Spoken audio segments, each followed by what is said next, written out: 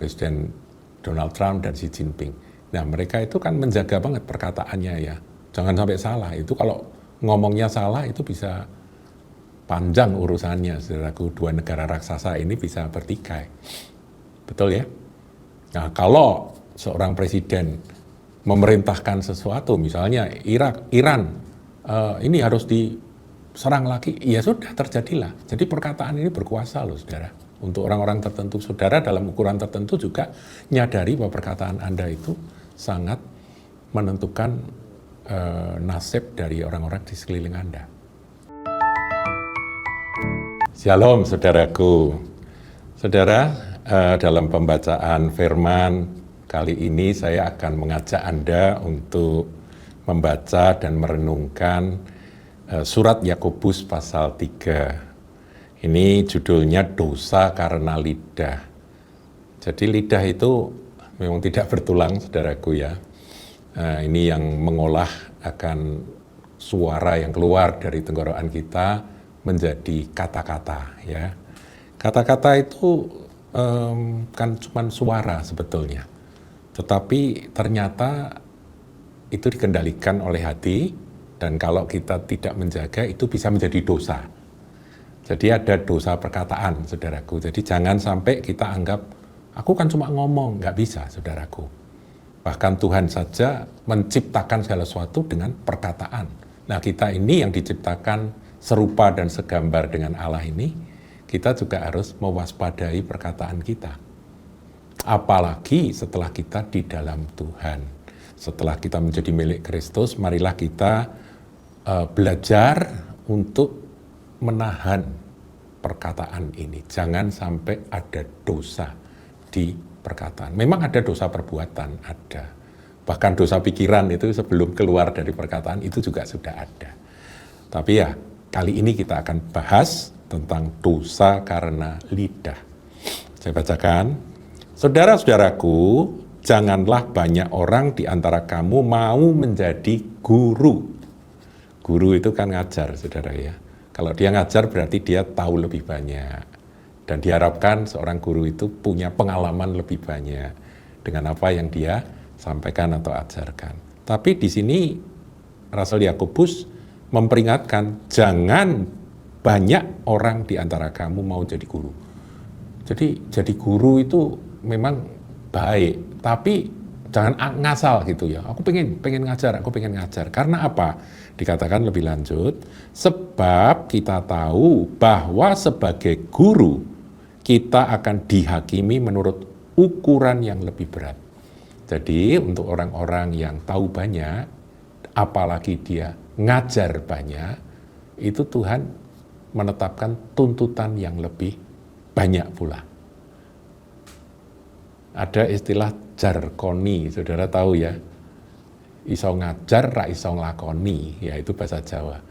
Jadi kalau orang bisa ngajar, menarik, bagus, dan ajarannya memang tidak salah, ya, memikat hati banyak orang, pengajaran-pengajarannya, karena dia memang dikaruniai fasih lidah, begitu. Tapi kalau dia tidak bisa melakukannya, dia akan dihakimi dengan ukuran yang lebih berat daripada yang tidak tahu. Paham, saudara ya? Jadi ini yang harus kita jaga. Nah, orang yang banyak ngomong itu biasanya para pengajar, para guru ini ya. Dia banyak ngomong gitu. Jadi di sini ada rem yang Rasul Yakobus ingatkan, ini ada remnya loh ya. Kamu enggak usah menggurui atau pengen jadi guru. Di setiap saat kamu ingin bahwa perkataanmu lah yang paling benar dan engkaulah yang layak untuk ngajar gitu ya. Ini harus diwaspadai karena ada konsekuensi, yaitu ukuran yang lebih berat untuk menilai dan menghakimi seorang yang menjadi guru. Nah, kemudian ayat 2, saudaraku, ini bagus. Sebab kita semua bersalah dalam banyak hal. Diakui ya. Kita banyak salah, saudaraku. Banyak sekali salah. Ayo saudara, kalau mau evaluasi diri, waktu malam, duduk tenang, merenung, ingat apa yang Anda jalani hari jam-jam waktu-waktu yang Anda jalani sepanjang hari. Tuhan salahku apa ya? Nanti kan Roh Kudus tunjukkan, ini loh salahmu di sini, sini, sini. Kita ini salah dalam banyak hal, makanya dalam doa Bapa Kami itu tiap kali kita diajar oleh Tuhan untuk minta ampun atas segala kesalahan. Itu berlaku bagi anak-anak Tuhan. Mungkin ada yang berkata, loh kita anak Tuhan kan orang kudus. Iya, orang kudus itu artinya kita ini menjadi milik Kristus, itu orang kudus. Tapi dalam kita bertumbuh dan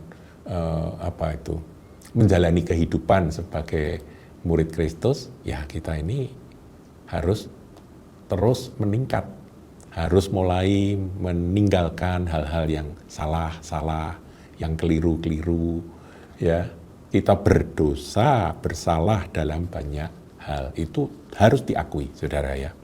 Kemudian dilanjutkan, barang siapa tidak bersalah dalam perkataannya. Nah ini Yakobus istimewa di sini. Dia katakan barang siapa tidak bersalah dalam perkataannya, ia adalah orang sempurna. Jadi ukuran kesempurnaan seseorang itu kalau dia ngomongnya tidak salah. Sampai sebegitunya ayat firman ini ditulis. Tuhan tidak pernah salah, karena firman, ucapan Tuhan memang tidak ada salahnya. Paham ya saudaraku ya? Demikian kita, murid-murid Kristus, kita pun juga harus menjaga perkataan ini sebagai indikator. Aku tidak boleh salah bicara, tidak boleh melakukan dosa karena lidah.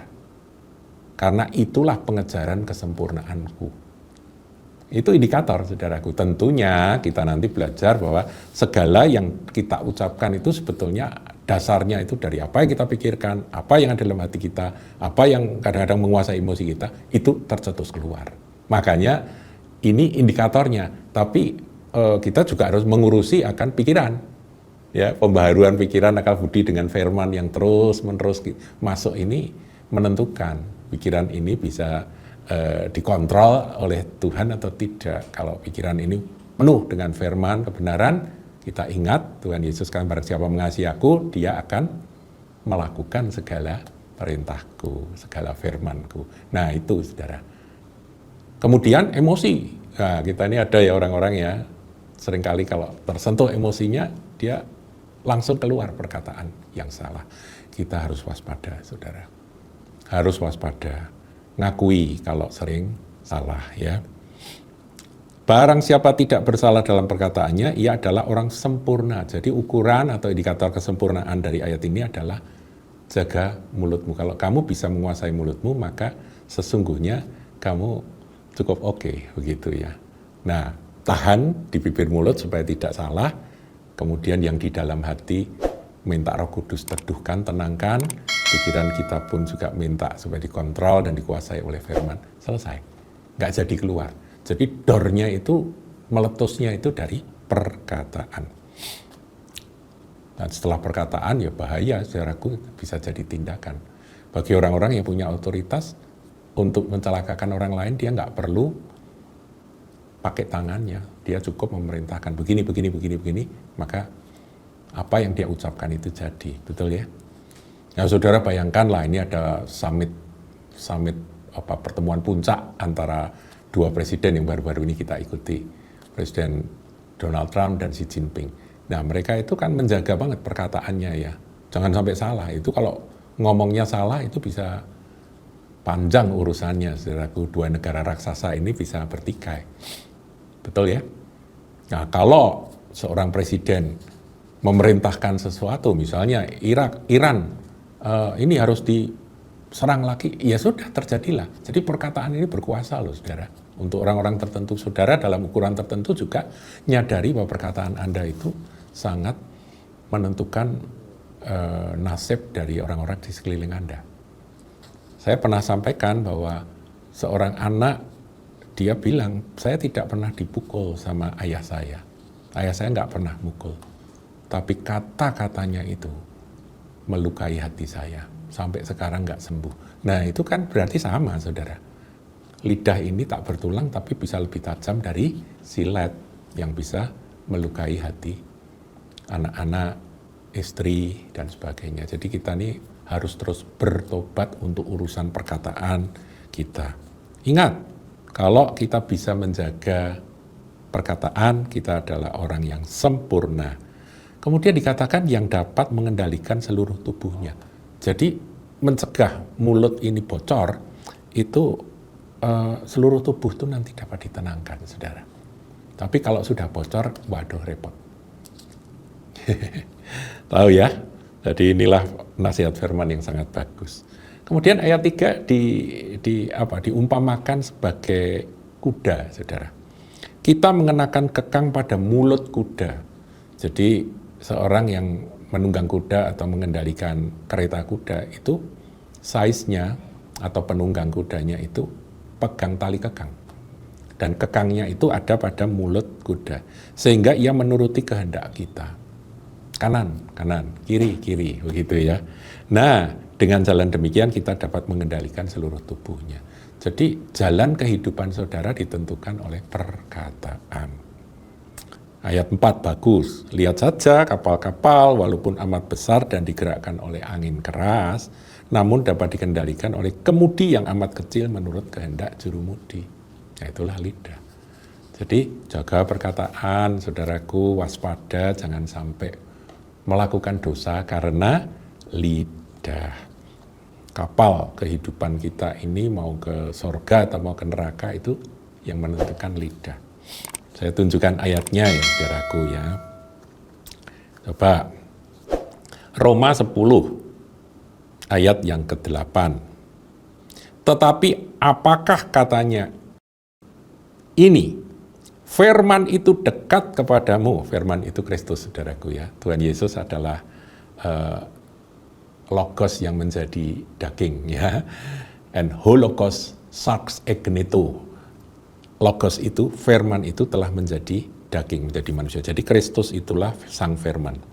Firman itu dekat padamu. Jadi firman itu dekat dengan kita. Yakni di dalam mulutmu.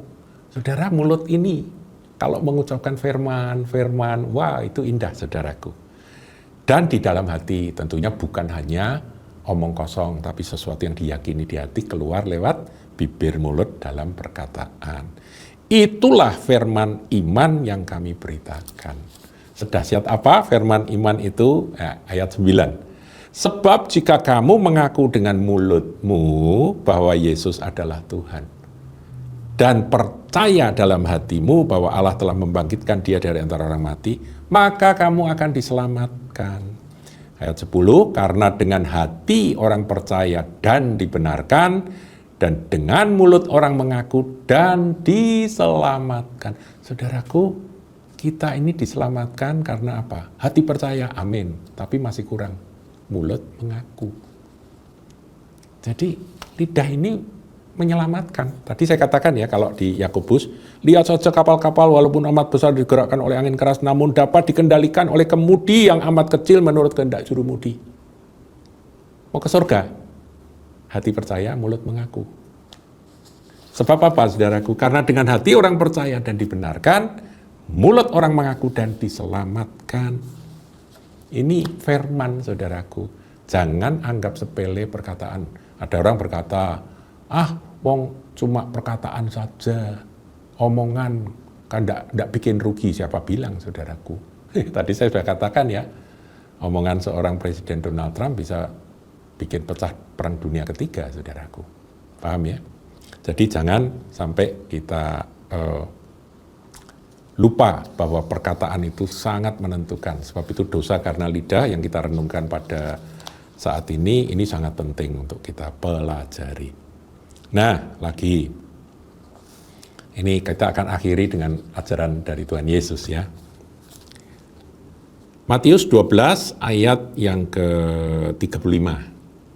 Orang yang baik mengeluarkan hal-hal yang baik dari perbendaharaannya yang baik.